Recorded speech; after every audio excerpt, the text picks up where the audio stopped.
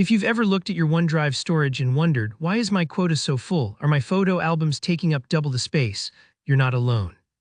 Today I'm going to walk you through how OneDrive handles photo albums and storage, clear up any confusion about the recent policy changes, and show you exactly how to manage your storage effectively so you're not wasting space or paying for more than you need.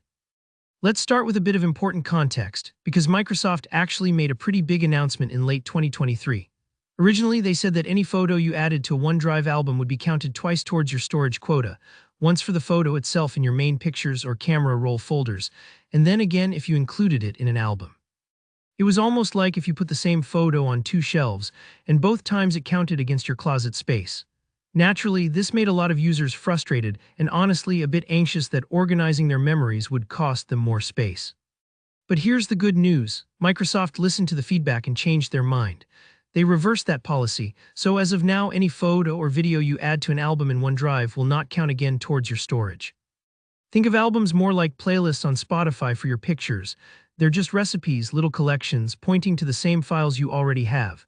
Rearranging or making albums is just organization, it doesn't actually use extra space.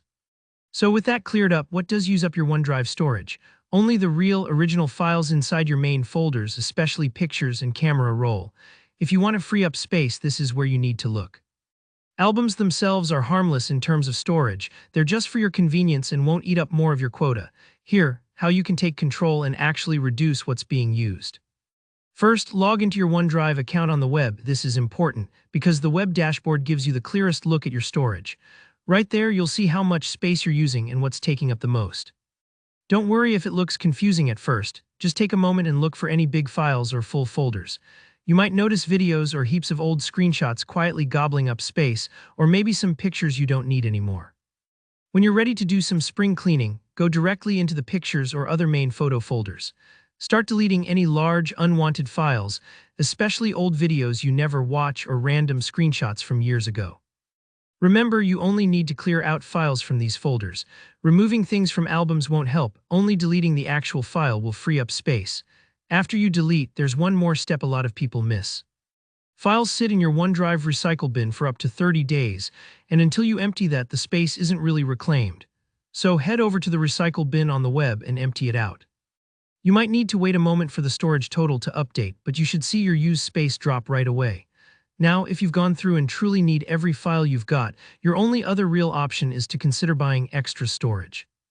Microsoft offers different OneDrive plans to suit bigger collections, and sometimes peace of mind is worth a few dollars each month. So bottom line, you don't need to worry about albums secretly doubling your storage usage anymore. Just focus on cleaning up your main photo folders and you'll get the most out of your OneDrive space. If this helped you make sense of OneDrive's changes, give this video a thumbs up and let me know in the comments if you have any OneDrive questions. I always try to help out. Don't forget to subscribe if you want more tutorials like this. Thanks for watching and happy organizing.